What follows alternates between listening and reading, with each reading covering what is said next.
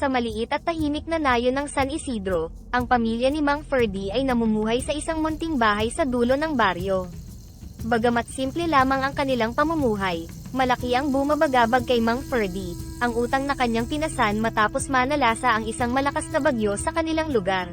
Nasira ang kanyang tanim na palay, na siya sanang magiging susi para mabayaran ang utang na ginamit niya sa pampuhunan nito.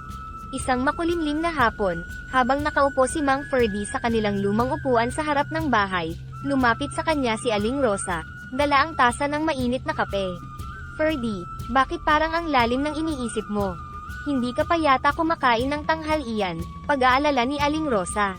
Tumingin si Mang Ferdy sa kanyang asawa, at pilit na ngumiti. "Nag-aalala lang ako sa ating kinabukasan, Rosa.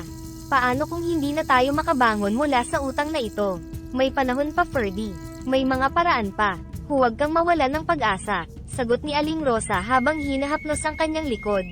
"Mahirap, Rosa.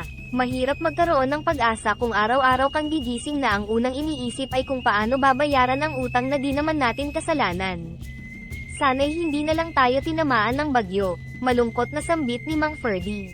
Sa gitna ng kanilang pag-uusap, isang matandang ermitanyo ang dumaan sa kanilang nayon. Napansin niya ang malungkot na mukha ni Mang Ferdy at lumapit sa kanilang bahay. "Mukhang may mabigat kayong dinadala, kaibigan," ang bungad ng ermitanyo kay Mang Ferdy. "Opo, Manong. Malaki po ang aming problema sa pera dahil sa bagyong dumaan," tugon ni Mang Ferdy, hindi inaasahan ang pag-uusisa ng matanda. Nakatingin ang ermitanyo sa mga mata ni Mang Ferdy, tila ba sinusukat ang lalim ng kanyang kalungkutan. "May dala akong isang munting regalo para sa iyo, Ferdy. Mga buto ito ng isang kakaibang puno.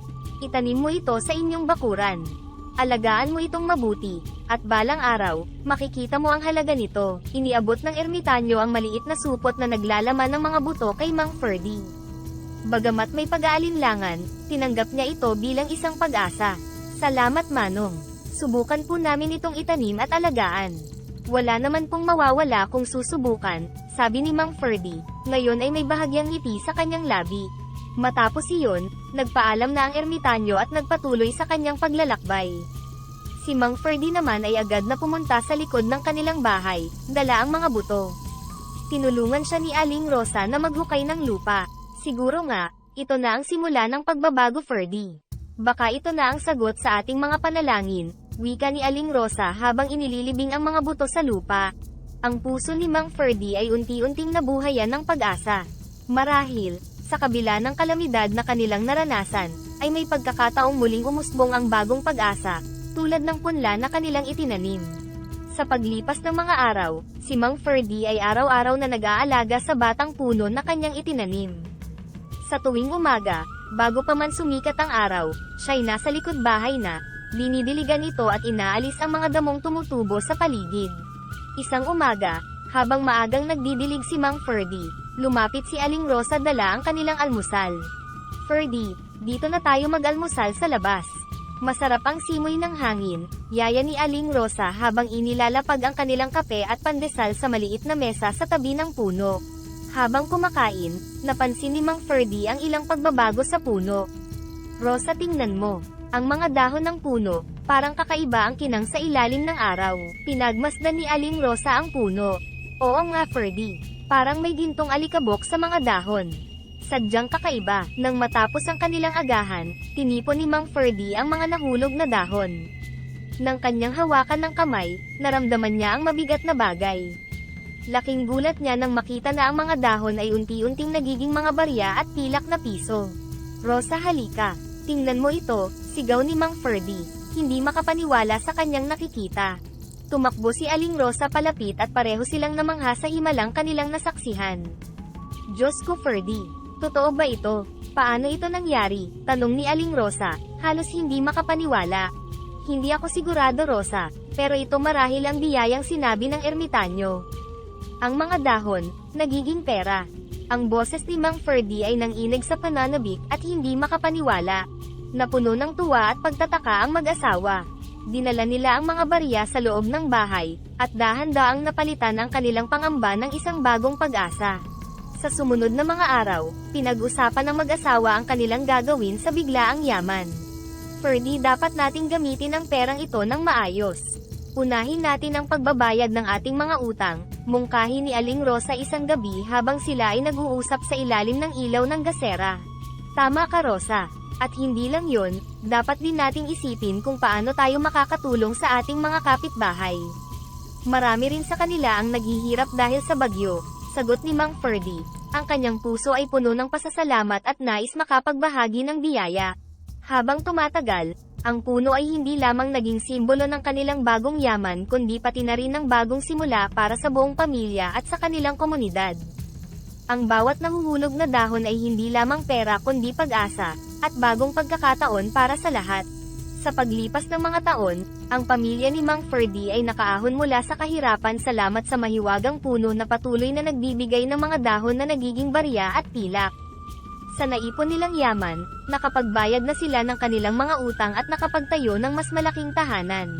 Bumili rin sila ng sasakyan at mga makabagong kagamitan para sa kanilang bukid, na lalong nagpaunlad sa kanilang pamumuhay.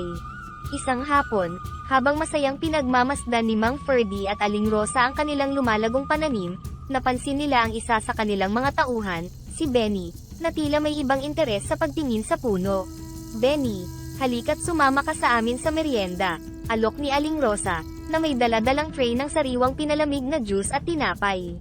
Salamat po Aling Rosa, tugon ni Benny, na may bakas ng pag-aalangan sa kanyang mukha. Habang sila'y nagsasalo, hindi mapigilan ni Benny ang kanyang sarili na magtanong. Mang Ferdy, pasensya na po sa tanong ko, pero paano po ba talaga nagsimula ang inyong swerte? Ilang taon na po akong nagtatrabaho pero ngayon lang ako nakakita ng ganitong pag-unlad. Nagkatinginan si Mang Ferdy at Aling Rosa, bago tumugon si Mang Ferdy ng may pag-iingat. Benny, ang totoo niyan, may isang puno kami na kakaiba. Ang mga dahon nito kapag nahulog ay nagiging pera. Nanlaki ang mga mata ni Benny, hindi makapaniwala. Totoo po ba yun Mang Ferdy? Parang sa mga kwento lang po yan ah. Oo totoo nga anak, pero hinihiling namin na ito'y sa atin na lang. Para na rin sa kaligtasan ng lahat, malumanay na paliwanag ni Aling Rosa. Opo naiintindihan ko po, sagot ni Benny, ngunit sa kanyang isipan ay umiikot na ang iba't ibang ideya. Kinabukasan, hindi na nakatiis si Benny at ibinahagi niya ang kanyang natuklasan sa ilang mga kaibigan sa kabilang barangay. Mabilis na kumalat ang balita at isang grupo ng mga lalaki ang nagplano na hold-upin sina Mang Ferdy at Aling Rosa. Balak ng grupo na gawin ang kanilang masamang balak kinagabihan. Nagkataon namang nagroronda ang mga barangay tanod sa kanilang lugar. Habang papalapit ang mga magnanakaw sa bahay ni Mang Ferdy, nakita sila ng mga tanod. Sandali! Ano ang ginagawa ninyo rito sa oras na ito? Sigaw ng isa sa mga tanod, habang hawak ang kanyang flashlight at itinutok ito sa grupo. Nagulat ang mga lalaki at nagtangkang tumakas, ngunit agad silang nahuli ng mga tanod. Wala po, nagkamali lang po ng daan, palusot ng isa sa kanila, habang pilit na itinatago ang kanyang nerbiyos. Dinala ang grupo sa barangay hall para kausapin at doon nila inamin ang kanilang balak matapos mahigpit na tanungin ng kapitan ng barangay. Nang malaman ni Mang Ferdy ang balak na pagnanakaw, labis siyang nalungkot at nag-alala. Akala ko sa pagtulong natin sa iba ay magiging masaya ang lahat. Hindi ko inaasahan na magdadala ito ng panganib sa atin, wika niya sa kanyang asawa.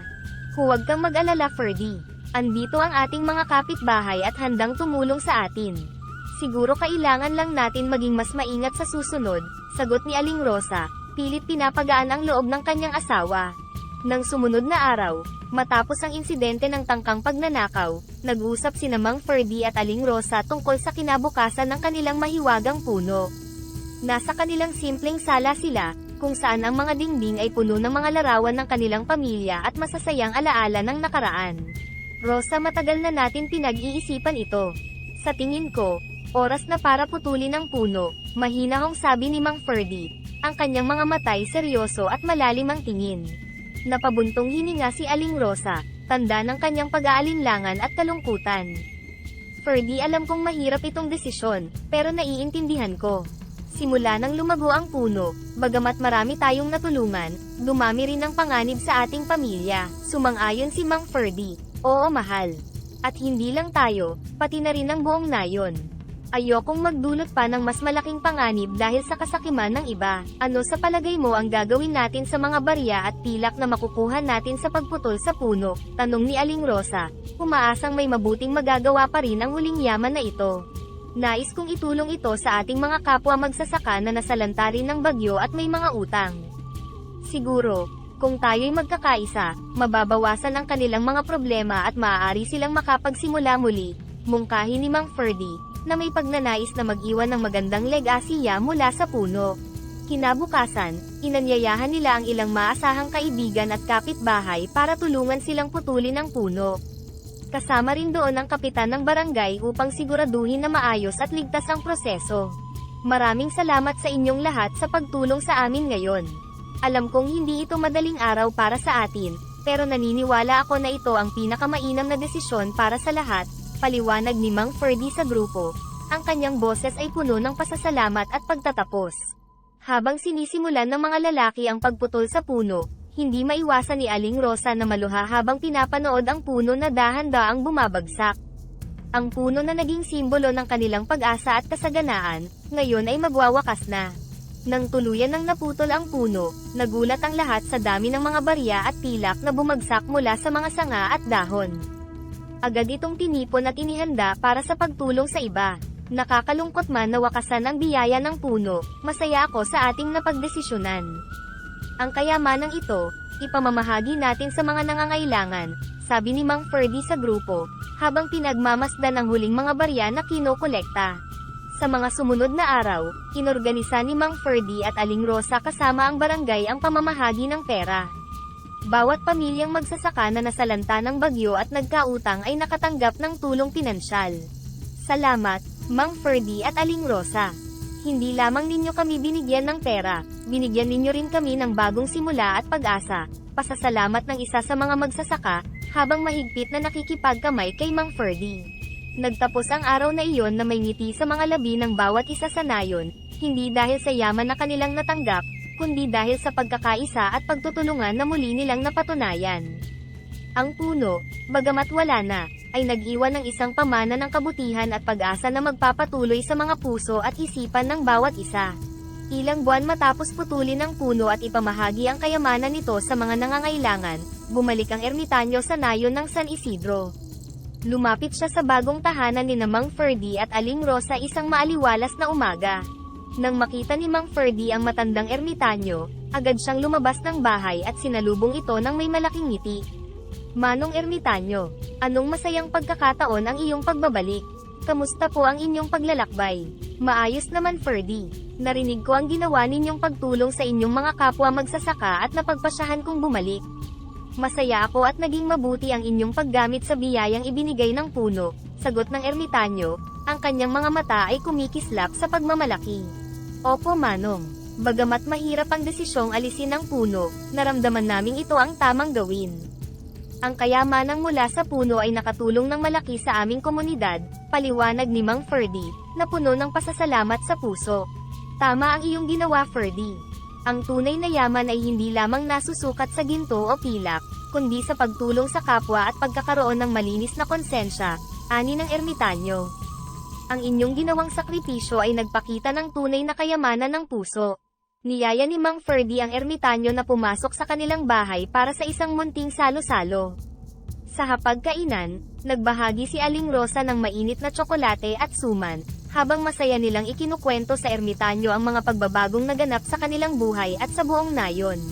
Nakakataba ng puso ang inyong mga kwento, sabi ng ermitanyo, habang pinapahid ang isang luha ng kagalakan. Ang inyong kabutihan ay magiging inspirasyon sa marami pa, at ang epekto nito ay higit pa sa anumang kayamanang maaring maipon ng isang puno. Nang matapos ang kanilang kainan, nag-alok si Mang Ferdy at Aling Rosa ng isang munting regalo para sa ermitanyo, ang isang basket ng mga produkto mula sa kanilang bukid bilang pasasalamat sa kanyang pagbabalik at sa lahat ng mabuting naidulot ng kanyang pagbisita. Manong ermitanyo, naway tanggapin ninyo itong munting handog bilang tanda ng aming pasasalamat. Kayo po ang naging simula ng pagbabagong ito, ani Aling Rosa, na may ngiti ng malalim na pagpapahalaga. Tatanggapin ko ito, hindi bilang regalo, kundi bilang simbolo ng ating pagkakaibigan at pagtutulungan, tugon ng ermitanyo, na may paggalang. Habang papalubog ang araw, nagpaalam ang ermitanyo sa pamilya ni Mang Ferdy. Bago siya umalis, binalingan niya ang mag-asawa. Patuloy kayong maging liwanag sa inyong komunidad.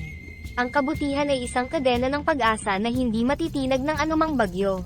Nang umalis ang ermitanyo, naiwan sina Mang Ferdy at Aling Rosa na puno ng inspirasyon at pagpapasalamat. Nangako silang ipagpapatuloy ang pagbabahagi ng kanilang mga biyaya sa abot ng kanilang makakaya. Alam nilang ang tunay na kayamanan ay nasa pagkakaisa at pagtutulungan ng bawat isa. Sa pagtatapos ng araw, habang tahimik na nakaupo sa kanilang bakuran, pinagmamasdan nila ang dapit hapon. Kapwa nila naramdaman ang kapanatagan at kasiyahan na dulot ng paggawa ng mabuti, isang pamana na patuloy nilang ipapasa sa mga susunod na henerasyon.